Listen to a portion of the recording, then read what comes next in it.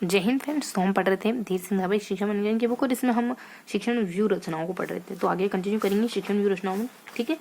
तो हम पढ़ रहे थे कुछ पेज नंबर 176 के अराउंड हम पढ़ रहे थे, है ना। पेज नंबर 176 पढ़ चुके थे, 177 पढ़ चुके थे। तो अब हम कोई नया टॉपिक शुरू करने वाले हैं, ठीक है। तो नया टॉपिक हम क्या कवर कर रहे हैं अब हम एनसीए 2005 तो हम अब कवर करते हैं। हम ये तो हमने पहले भी पढ़ा हुआ है, कुछ RT 2009 है ना। तो चलो हम अब नया टॉपिक शुरू कर लेते हैं, ठीक है। आकलन, मापन और मूल्यांकन, इसे पढ़ लेते हैं। इसके बाद हम कुछ और देखेंगे। उपलब्धि परीक्षण भी है हमारे सिलेबस में, सतत में व्यापक मूल्यांकन भी है, सीखने के प्रतिफल। और चलो ठीक है, तो यहाँ से पढ़ते हैं, ठीक है। आकलन, मापन, मूल्यांकन। तो थोड़ा सा देख लेते हैं आकलन के बारे में और मापन के बारे में, है ना। तो क्या क्या देखना है हमको, हमें पता करना है आकलन की परिभाषा, आकलन के प्रकार, और यहाँ हमें मापन और मापन की परिभाषा, ठीक है। तो मोटा मोटी हमको इनकी परिभाषाओं को जानना है, इनके प्रकारों को जानना है, ठीक है। तो देख लेते हैं कि आकलन क्या होता है, असेसमेंट क्या होता है, मापन क्या होता है। पढ़ते हैं फटाफट से। इसके प्रकार कितने होते हैं और इसकी परिभाषा वगैरह क्या है, ठीक है। बेसिक जानकारी। देखो प्रकार कितने तरीके के होते हैं, मेन मुद्दे पे आते हैं। एक तो सेल्फ आकलन होता है, एक सहपाठी द्वारा आकलन किया जाता है, एक ट्यूटर आकलन होता है, जो कोई मतलब एक तो खुद करते हो, एक आपके सहपाठी करते हैं, और एक कोई अदर टीचर करता है, ठीक है। तो आकलन 3 तरीके का होता है, मोटा मोटी ध्यान रखो। अब परिभाषाएं जान लेते हैं, है ना। थोड़ा सा ब्रीफली देख रहे हैं पहले। परिभाषा हुबा ने और इरविन ने दी है ना। तो कुछ उबा हुआ इरविन बीन, मान लो खड़े होके बीन बजाओ, ऐसा कुछ माइंड में थोड़ा सा अज्यूम करो, है ना। और पिक्चर में इन चीजों को याद रखने की कोशिश करो। तो उबा यानी खड़ा होना, तो हुबा होके क्या बजानी, बीन बजानी। तो हुबा और इरविन करके एक विद्वान है, मतलब इन साइकोलॉजिस्ट शिक्षाविदों के द्वारा परिभाषा दी गई। ये कहते हैं कि सूचना संग्रह तथा उस पर विचार विमर्श करने की प्रक्रिया, है ना। तो कुछ इन्फॉर्मेशन गैदर करना, इन्फॉर्मेशन गैदरिंग। और आकलन छात्रों के अधिगम व विकास के व्यवस्थित आधार का मूल्यांकन, व्यवस्थित रूप से मूल्यांकन, अधिगम व विकास का कुल मिला के लर्निंग का व्यवस्थित मूल्यांकन करना, है ना। तो ये कुछ बेसिक से परिभाषा आ जाती है हुबा और इरविन की। अब आगे आ जाते हैं अपन आकलन की आवश्यकता क्यों, तो जानते हैं अपन टीचर के लिए भी, एक शिक्षक के लिए भी। शिक्षक को मतलब ये तो बहुत ही कॉमन सा पॉइंट है, इसको डिस्कस करने की जरूरत है नहीं। टीचर के लिए उसको पता चल सके कि वो कितना अच्छा पढ़ा रहा है, और टीचर बच्चे के लिए ये पता चल सके, मतलब बच्चे के लिए क्यों, क्योंकि उसको ये पता चल सके कि बच्चा कितना, वो खुद कितना सीख रहा है, ठीक है। बाकी इसके महत्व क्या होते हैं ये अपन जान ही सकते हैं। जैसे बहुत ज्यादा प्रभावी बना देती है ये टीचिंग लर्निंग को, और स्वमूल्यांकन कर पाते हैं ना बच्चे, और प्रगति जान पाते हैं, प्रश्न पूछे। ये बेसिक बात है। अपन टेक्निकली चीजों को ध्यान रखते हैं पहले, है ना, ध्यान रखने की कोशिश करें। बाकी बाद में जो अदर बातें आती है उनको थोड़ा साइड करेंगे। मेन बातों को ध्यान रखो। प्रकार देख लिए, परिभाषा देख ली। हुबा और इरविन के अनुसार इरविन कहते हैं कि अधिगम को करके कुछ कहते हैं, और ऊपर वाले भी क्या कहते हैं, ऊपर वाले अच्छा इन्फॉर्मेशन, है ना। तो अधिगम और इन्फॉर्मेशन ऐसे ध्यान रखो। अधिगम को व्यवस्थित एक बेस प्रदान कर, अधिगम और ऊपर इन्फॉर्मेशन ऐसे ध्यान रखो। इन्फॉर्मेशन एकत्रित करना और अधिगम को एक आधार प्रदान करती है, ठीक है। उसके बाद इसके प्रकार होते हैं, कुछ खुद के द्वारा किया गया, साथियों के द्वारा किया गया, और किसी कुछ ट्यूटर के द्वारा किया गया, है ना। 3 प्रकार होते हैं। वही अधिगम के आकलन रचनात्मक योगात्मक हो सकता है। अधिगम के रूप आकलन, अच्छा आकलन के और भी प्रकार हो सकते हैं, जैसे अधिगम के लिए, अधिगम की तरह आकलन, अधिगम के लिए आकलन, है ना, और अधिगम का आकलन। तो अधिगम का आकलन, अधिगम के लिए आकलन, अधिगम के रूप में ही आकलन, है ना। इस तरीके से ये 3 प्रकार और हो सकते हैं। इनके बारे में देख लेते हैं। देखो अधिगम के रूप में आकलन क्या होता है, सीखने की प्रक्रिया के दौरान होता है। जब बच्चे सीख रहे होते हैं अधिगम के रूप में ही आकलन, मतलब आकलन कैसे, पढ़ाई के साथ ही, है ना, पढ़ाई के साथ ही। तो अधिगम के रूप में आकलन जब आप पढ़ रहे होते तभी। अधिगम के लिए आकलन मतलब इस आकलन के 2 चरण होते हैं, निदानात्मक, रचनात्मक। ये कब होता है अधिगम के लिए आकलन, पोर्टफोलियो और अवलोकन बातचीत आदि अवलोकन और बातचीत आधारित हो सकता है। अधिगम के लिए आकलन पोर्टफोलियो, कार्य प्रकृति, पत्रक, शीर्षक, अवलोकन और बातचीत आधारित हो सकता है। इसके अगले चरण के लिए अंक, चुनौतियों की पहचान क्षमता, और यह छात्रों को सही निर्देशन, इसमें कोई भी ग्रेड अंक प्रदान नहीं किया जाता। तो ये जो अधिगम हेतु या अधिगम के लिए आकलन 2 तरीके का होता है। ये कब होता है, देखो ये तो बताया नहीं, लेकिन अवलोकन और बातचीत आधारित होता है ये इसके बारे में बताया नहीं ये कब होता है अधिगम के लिए आकलन, है ना। तो सीखने के लिए आकलन, तो ये बेसिकली 2 तरीके का होता है। इतना पता चला हमको, रचनात्मक और उपचारात्मक और रचनात्मक। ऐसे ही ना निदान और उपचार, निदानात्मक और रचनात्मक। निदान उपचार जनरली सुनते हैं, निदान रचनात्मक। बाकी ये ठीक है। अब आगे बढ़ते हैं अपन। पोर्टफोलियो, इस आधार पर ये आकलन किया जा सकता है, आधारित है। ये आकलन किस पर बेस्ड है, पोर्टफोलियो, कोई पत्रक वगैरह भरवाना, ये सब। बाकी अधिगम का आकलन क्या होता है, अधिगम का आकलन इकाई के साथ होते है। अधिगम का आकलन जो आपने सीखा उसका आकलन करना, तो लेसन के एंड में। और अधिगम के रूप में आकलन मतलब पढ़ाई मतलब पढ़ाने के दौरान ही होने वाला आकलन। अधिगम हेतु आकलन मतलब ये दो तरीके का होता है, कुछ बताएं, ठीक है। तो ये बेसिक बेसिक बातें हमने पता कर लिया। थोड़ा सा अब मापन पे आते हैं। देखो मापन क्या होता है, मापन की परिभाषा किसने दी है, मिल ने दी है, थॉर्नडाइक ने दी है और मोरेडॉक ने दी है। आपको मिलो चलना पड़ा, डाई यानी वो सिर में डालने की डाई लाने के लिए मोरेडॉक मोरी डॉक डक तो मोरी डाई, मोरी मान लो मोरी कंपनी की डाई है ना, तो ये कंपनी तो कहीं मिली नहीं, तो आपको इसको ये इस कंपनी की डाई खरीदने के लिए मिलो चलना पड़ा। बस ऐसी चीजें ध्यान रखो। तो मिल है तो डाई के मोरे, तो ये क्या कहते हैं, एक संतुलित व्यक्तित्व प्रदान करता है। मापन का उद्देश्य व्यक्ति को संतुलित व्यक्तित्व प्रदान करना है, ठीक है। तो एक बैलेंस कैरेक्टर देना। थोड़ा जो कुछ भी अस्तित्व में जो कुछ भी एग्जिस्ट करता है, ठीक है। बाकी ये मापन के द्वारा किसी भी तथ्य के विभिन्न आयामों को प्रतीक प्रदान करना होता है ना, तो एक सिंबल देना। तो इस तरीके से ध्यान रखोगे इंग्लिश में, तो एक सिंबल देना कह देते हैं, एक बैलेंस कह देते हैं और एक अस्तित्व यानी एग्जिस्टेंस कह देते हैं ना। तो बैलेंस कह देते हैं, एग्जिस्टेंस कह देते हैं और सिंबल कह देते हैं। बैलेंस एग्जिस्टेंस है ना, तो इस तरीके से आप बैलेंस ध्यान रखोगे, balance then existence then symbol. कुछ प्रतीक बना दो, मान लो ये जल की बूंद मतलब पानी की बूंद बना दी, सिंबल है ना ये। इस तरीके से मतलब एक प्रतीक तो देखो इनडायरेक्ट होता है, किसी का सिंबल होता है। जैसे व्हाइट कलर किसका सिंबल है, शांति का, तो उसको कहते हैं प्रतीक होना, ठीक है। ये तो मैंने ड्राइंग कर दिया, मतलब चित्र बना दिया, चित्र नहीं प्रतीक, ठीक है। तो ऐसा ध्यान रखोगे, मतलब चित्र से क्या होता है, चीजें ध्यान रहती है। अब आपको ध्यान रहेगा ना, ऊपर बराबर का निशान लगा रखा, ई कह रखा मैंने, एग्जिस्टेंस, जो भी चीज अस्तित्व में उसका मापन किया जा सकता है। फिर प्रतीक, विभिन्न वस्तुओं को आयाम का रूप देना और प्रतीक का रूप देना, है ना। तथ्य के विभिन्न आयाम, किसी तथ्य के विभिन्न आयाम को प्रतीक का रूप देना, प्रतीक प्रदान करना। तो ये कुछ मापन की परिभाषा। अब मापन के बारे में जानने, तो मापन क्या होता है, मापन क्या होता है, उसका कोई मूल्य नहीं रहता। मापन एक प्रविधि जिसका मापन किया जाता है, उस पर कोई मूल्य नहीं रखा जाता। तो इसमें कोई मूल्य नहीं रखा जाता। देखो ऐसा मूल्य, अच्छा वैल्यू नहीं है, सिर्फ काउंटिंग है ना, वैल्यू नहीं, मतलब मूल्यात्मक नहीं है, गुणात्मक है। मापन के अंतर्गत विभिन्न वस्तुओं घटनाओं का अंक देखो, अंक है, मात्रा है, लेकिन गुणात्मक नहीं है, मूल्यात्मक नहीं। बिना वैज्ञानिक प्रकृति संभव नहीं, ये इसके बिना लेकिन काम नहीं चल सकता। हालांकि परिणामात्मक है, मात्रात्मक, परिणामात्मक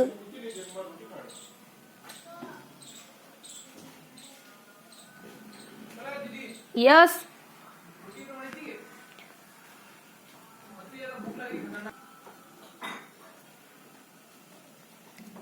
तो मापन के बारे में देखो क्या देखना है हमको, मापन परिणामात्मक है, गुणात्मक है, परिणामात्मक है, मात्रात्मक है, और बस ये अंकात्मक नहीं होता है। अंक वगैरह आते, परिणाम आते, मात्रा आती है, ये सब इसी में आता है ना। और मात्रा के रूप में प्रकट करने की प्रक्रिया, किसी वस्तु का परिणात्मक वर्णन करना, मतलब क्वांटिटी बताना, कितने 5 किलो 2 किलो 3 किलो, ये है ना। 5 किलो होने की वजह से मान लो आपको ब्रेन का वजन बढ़ने की वजह से आप इसकी गुणवत्ता भी तो बढ़ती है, लेकिन गुणवत्ता मापन में नहीं आती। वजन वगैरह, मात्रा वगैरह, गुण वगैरह, अंक वगैरह, परिणाम वगैरह, ये सब किसमें आता है, मापन में आता है। परिभाषा किसने दी, इवरेन ने दी है, थॉर्नडाइक ने दी और मोरे ने दी है। तो यहाँ पे इवरेन कहते हैं कि बैलेंस, संतुलित अप्रोच प्रदान करती है आपको व्यक्तित्व को। वही ये कहते हैं अस्तित्व, जिस चीज का अस्तित्व उसका मापन किया जा सकता है। और फिर प्रतीक के रूप में, विभिन्न वस्तुओं को प्रतीक के रूप में स्थापित करना, ये है ना। तो ये कुछ मापन के बारे में तो बहुत ही आसान से कुछ भी नहीं है। मूल्यांकन के बारे, आकलन के बारे में जरूर थोड़ी बहुत चीजें आती है कि आकलन के प्रकार कितने हो सकते हैं। तो एक बार कहते हैं सीखने के लिए आकलन, सीखने का आकलन, सीखने हेतु आकलन, है ना। इस तरीके से कहते हैं सीखने हेतु और सीखने के लिए, तो एक ही होता है, सीखने के रूप में, है ना। सीखने के रूप में आकलन, सीखने के लिए आकलन और सीखने का आकलन, इस तरीके से 3 भाग बांट सकते हैं। इसके अलावा एक और भी तरीका देखा था हमने, मतलब एक और भी आधार देखा था जिस आधार पर अपन आकलन को बांट सकते हैं। और इसके बाद अपन आकलन की परिभाषा वगैरह देखते हैं, उबा है, कोई है, इरविन है। तो ये कुछ दो बातें कह देते हैं, कोई उबा और इरविन के द्वारा कुछ हल्की सी परिभाषा दी जाती है कि ये है आकलन। आकलन क्या है, तो चलो XYZ है। अब और क्या आता है आकलन के बारे में, आकलन का महत्व क्यों है, आकलन महत्व और कुछ ऐसा बिंदु आया था, ठीक है। और ये आवश्यकता वगैरह, तो ये अपने अच्छा स्वयं के लिए। और कौन कौन आकलन कर सकता है उस आधार पर, तो आप स्वयं कर सकते हैं, कोई दूसरा कर सकता है, और सहपाठी कर सकते हैं, इस तरीके से मोटा मोटी। और इन्होंने परिभाषा की थी इन्फॉर्मेशन, ऐसे याद रखा था हमने, सेम प्रोनाउंसिएशन में, इन्फॉर्मेशन और सूचना, इन्फॉर्मेशन और अधिगम, इस तरीके से हमने ध्यान रखा था।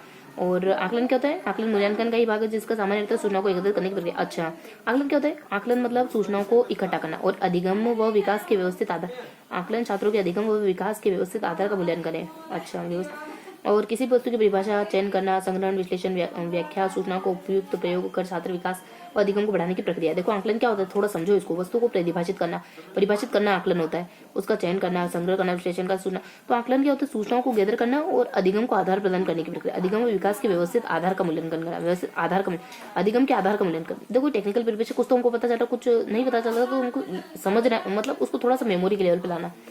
अब अधिगम के रूप में आकलन होता है वो जो पढ़ने के बाद, पढ़ने के दौरान होता है ना। ये देखो, अधिगम के आकलन का आशय छात्र स्वामित्व तथा छात्रों की सोच को आगे बढ़ाने के लिए जिम्मेदारी का नियमन करना है। अधिगम के रूप में आकलन में छात्र अधिगम प्रक्रिया के लिए लक्ष्य निर्देशित प्रगति की समीक्षा, परिणाम को प्रदर्शन करना, स्वयं की शक्तियों की पहचान करवाने के लिए उपयोगी। तो अधिगम की प्रक्रिया के दौरान होता है। और अधिगम के लिए आकलन या इसके दो चरणों तो रचनात्मक और निदानात्मक आकलन है ना। और अधिगम के लिए आकलन में इसके में पोर्टफोलियो और कार्य प्रगति पत्रक हो गया, अवलोकन व बातचीत हो गया, आधारित हो सकता है। ये आकलन हम कैसे करते हैं, पोर्टफोलियो में देखिए कर सकते हैं, बातचीत हो गई और अवलोकन करना हो गया, और कुछ पत्र वगैरह भरे हैं तो उनके आधार पर ये आकलन किया जा सकता है। तो ये ऐसे ध्यान रखेंगे अधिगम के लिए आकलन को अपन कैसे कर सकते हैं। अधिगम, जैसे आपको बच्चों को कुछ पढ़ाना है, अधिगम के लिए आकलन क्या हो गया, अधिगम सिखाने के लिए आप आकलन कर रहे हो कि मैं इसको ये सिखाऊं कि नहीं सिखाऊं, बच्चा इस लायक है कि नहीं। तो पहले निदान करोगे, देखोगे कि पता करोगे कोई कमी तो नहीं, मतलब बच्चा परफेक्ट है कि नहीं ये सीखने के लिए, ऐसे समझे। अब अधिगम का आकलन तो पता चल गया, अधिगम कर लिया है उसका आकलन करना। अधिगम के रूप में आकलन, यानी आपको सिखाने में ही देखा जा रहा है कि आपको कितना आता है, अधिगम के रूप में ही आकलन हो रहा है आपका। आकलन जो है वो अधिगम का चेहरा लेके आया है, ठीक है। तो इस तरीके से ध्यान रखोगे। अधिगम का आकलन तो बन जाते हैं लास्ट में इकाई के ग्रेड वगैरह दिए जाते हैं, इनमें ग्रेड नहीं होते, इनमें भी ग्रेड नहीं होते, ठीक है। तो ये कुछ बेसिक, बहुत ही बेसिक भी बातें थी जो हम अच्छे से कवर कर चुके हैं, है ना। तो हम आकलन के प्रकार देखते हैं, खुद करते हो, ट्यूटोरियल करता है, सहपाठी से करवाते हो आकलन, अधिगम के लिए आकलन, अधिगम हेतु आकलन, अधिगम का आकलन, ये जो दो तरीके से आकलन के प्रकार है। बाकी आकलन की परिभाषा, ठीक है, बाकी और कुछ भी नहीं जाना हमने। आकलन की परिभाषा उबा और इनके द्वारा दी जाती है। एडविन के तो उबा कहते हैं कि ये इन्फॉर्मेशन कहते करना, उबा के सेकंड वाला कहते हैं कि अधिगम के आधार के रूप में परिभाषित किया जाता है, ऐसा कुछ हल्का सा कहते हैं ना। बाकी मापन में तो यही होता है कि मतलब अंक है, मात्राएं, और दो तीन परिभाषा जाती है कि आप बहुत लंबी दूरी तय करी आपने ये खरीदने के लिए, डाई खरीदने के लिए, तो यहाँ परिभाषा क्या आती है, तो बैलेंस कहते हैं अपन, और अस्तित्व कहते हैं, और वो प्रतीक के रूप में। तो इस तरीके से हमने मोटा मोटी फर्स्ट बार दोहरा लिया। कुछ बचा क्या, देखो कुछ भी नहीं बचा। दोनों के प्रकार देखने थे, दोनों की परिभाषा देखनी थी। दोनों की परिभाषा, यहाँ 3 परिभाषा है तो यहाँ खाली 2 ही परिभाषा है, और बाकी यहाँ प्रकार एक्स्ट्रा चीजें, और यहाँ और कोई चीज एक्स्ट्रा नहीं थी। यहाँ और यहाँ बिल्कुल बेसिक, और बीच में जो महत्व और उपयोगिता है ना, मतलब आवश्यकता और महत्व, ये बहुत बेसिक पॉइंट है, इनको जाने की जरूरत ही नहीं, मतलब डिस्कस करने की जरूरत नहीं है, ठीक है।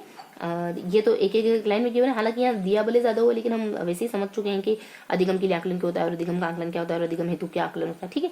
माता पिता को सूचना दी जाती है, और इसमें पृष्ठ पोषण पर जोर देना, है ना, फीडबैक देना, बच्चों की गलतियों की जांच, उनको सुधारना, ये देखो अधिगम के लिए आकलन, है ना। इसमें सब ये सब होता है। अंक प्रदान नहीं किए जाते, जबकि इसमें छात्रों को सही निर्देशन देता। अधिगम के लिए आकलन में मतलब बच्चों को भी आप मॉडिफाई कर सकते हो अधिगम के लिए आकलन वाले में, है ना। और ये लास्ट होता है, इसमें कोई मॉडिफिकेशन नहीं होता है। और अधिगम को छात्रों की सोच को आगे बढ़ाने के लिए जिम्मेदारी का निर्वहन करना, अधिगम के रूप में आकलन, छात्र अधिगम पर। तो कुल मिलाकर के हमने इन तीनों चीजों के बारे में पढ़ा है, ठीक है। अब थोड़ा सा दोहरा लेते हैं, देन फिर अपन फिनिश करते हैं। तो बेसिकली हमने आकलन जाना, आकलन क्या होता है, मापन जाना, मापन क्या होता है, ठीक है। तो आकलन क्या होता है, आकलन बेसिकली सूचनाओं को गैदर करना होता है। और अधिगम के लिए आधार प्रदान करने की प्रक्रिया, अधिगम को आधार प्रदान करने की प्रक्रिया भी आकलन होता है ना, उबा और एडविन के अनुसार। इसके प्रकार कितने हो सकते हैं, तो इसके 2 आधार पर प्रकार देख सकते हैं। एक तो खुद कर लेते हैं, मतलब कौन करता है ये आकलन, खुद है, सहपाठी, या फिर किसी टीचर वगैरह करता है। इसके अलावा कुछ 3 प्रकार हो सकते हैं अधिगम का आकलन, अधिगम हेतु, अधिगम के लिए अधिगम का आकलन। अधिगम हेतु आकलन आप पढ़ाई की प्रक्रिया, मतलब पढ़ाने के दौरान करते हो। अधिगम के लिए आकलन ये कब किया जाता है ये तो नहीं, पर ये 2 तरीके का हो सकता है। और इसमें बेसिकली बच्चों में कोई गलतियां ढूंढना, अधिगम के लिए में, है ना, बच्चों में सुधार करना, ये सब होता है। अधिगम का आकलन पूरा लेसन फिनिश हो गया उसके बाद आकलन करते हो सब, है ना। और फिर अपने मापन पे आ जाते हैं सीधा। मापन की परिभाषा 3-4 लोगों ने दी है, और मापन के बारे में बस परिभाषा ही देखी हमने, और बाकी थोड़ा सा कॉन्सेप्ट जाना क्या होता है मापन, मतलब मापन इतना जाना कि क्या होता है बस। परिभाषा अपन कहते थे कि आपको मीलों चलना पड़ा डाई लेने के लिए, तो ये संतुलन, अस्तित्व को संतुलन प्रदान करने की प्रक्रिया है। और ये बेसिकली प्रतीक, है ना, किसी भी वस्तुओं के विभिन्न आयामों को प्रतीक देने की प्रक्रिया है। और जो भी चीज एग्जिस्ट करती है उसका मापन किया जा सकता है, ये सब है ना। तो लास्ट बार दोहराते हैं, देखो हमने क्या जाना, मापन क्या होता है, आकलन क्या होता है।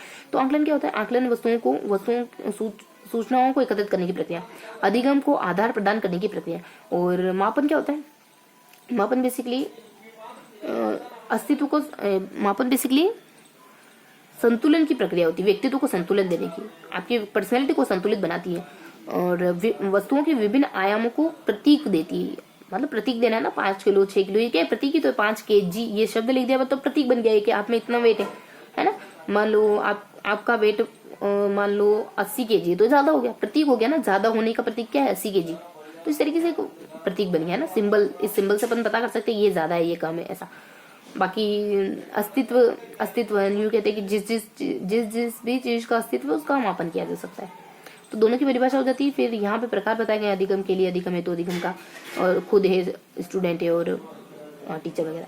तो इस तरीके से हमने सेकंड बार जान लिया। थर्ड बार थोड़ा सा और डिस्कस कर लेते हैं। तो गैदर, सूचना गैदर करना, अधिगम का आधार, और जिस ये अपने मापन आकलन हो गया। मापन में जिसका भी अस्तित्व है, और दो और चीजें हो जाती है अदर, प्रतीक है ना, विभिन्न वस्तुओं का प्रतीक, और संतुलित है ना, व्यक्तित्व का संतुलित व्यक्तित्व प्रदान करती है। तो बेसिक बात है। इसके अलावा प्रकार होते हैं हेतु, लिए, का, है ना, ये सब। अब थोड़ा सा नोट डाउन कर लेते हैं। पेज नंबर, देखो नया पेज पड़ा 176, 177। उसके बाद हमने नई हेडिंग शुरू कर दी, तो कुछ 187, ठीक है, 77 से सीधा 87 आ गया। तो यहाँ हमने आकलन मापन के बारे में पढ़ा है ना। तो यहाँ दो टॉपिक, दोनों की परिभाषा ही मेन देखी है ना, और आकलन मापन, ठीक है। मापन की परिभाषा मील है ना, डाई है ना, और मोरे करके, ठीक है। तो यहाँ अपने चित्र बनाया था ऐसे ऐसे, और थोर्नडाइक के अस्तित्व है और प्रतीक के रूप में, है ना, वस्तुओं के विभिन्न आयामों को प्रतीक देना। आकलन में उबा और हैब के अनुसार तो एक तो हम कहते हैं इंफॉर्मेशन गैदर करना, एक कहते हैं अधिगम का आधार है। इंफॉर्मेशन अधिगम सेम साउंड कर रहा है ना।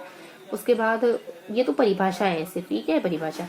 एक और हमने चीज जानी थी इसके प्रकार। तो बेसिकली इसके प्रकार दो आधार हो सकते हैं, स्वयं है ना, और छात्र सहपाठी वगैरह है, ये अपने सहपाठी वगैरह हो जाते हैं, ठीक है।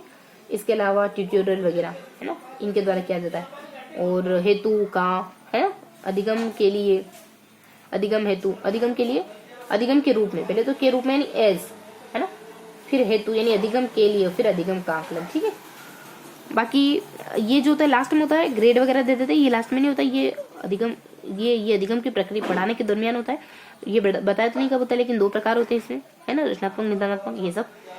इसमें अधिगम को सुधारना करना सब शामिल होता है, ठीक है। और ये बाकी ये तो पता है ही सही हमको। और ये हम बेसिक यहाँ परिभाषा हो जाती है, ये परिभाषा, और ये भी कुछ परिभाषा वगैरह कि अधिगम बेसिकली सूचना है, और ये अपने अधिगम कुछ आधारित करके कुछ है, ठीक है। तो ये परिभाषा थोड़ी क्लियर करते हैं, फिर अपन सेशन को खत्म करते हैं। अधिगम विकास के व्यवस्थित आधार का मूल्यांकन। आकलन क्या होता है? अधिगम के व्यवस्थित आधार का मूल्य, अधिगम की बेस का मूल्यांकन करना, ठीक है। अरे हाँ, मैं कह रही थी कुछ लग रहा था ऐसा, कुछ और इम्पोर्टेंट। ये सीखने की प्रक्रिया के दौरान होता है, इसके दो चरण होते हैं, और ये पोर्टफोलियो वगैरह इसमें शामिल होते हैं। इस आधार पर इसका मापन किया जा सकता है, आधारित हो सकता है। ये जो अधिगम के लिए आकलन है, किस पर बेस्ड होता है, किस पर आधारित होता है? पोर्टफोलियो पर, बातचीत पर, वार्तालाप पर, और कार्यपत्रक पर। मतलब इस तरीके से ये आकलन किया जा सकता है, ठीक है। और इसमें पृष्ठपोषण देना, शिक्षक की सहायता लेना, गलतियों को सुधारने तो मार्गदर्शन देना, है ना। इसमें मतलब बच्चों को इम्प्रूव करने की कोशिश इसी में होती है। तो ये थी अपनी बेसिक इन्फॉर्मेशन। अब मुझे नहीं लगता कोई बात छूटी है ना। तो इस तरीके से हमने सब कुछ कवर कर लिया पेज नंबर 187 में। ओके।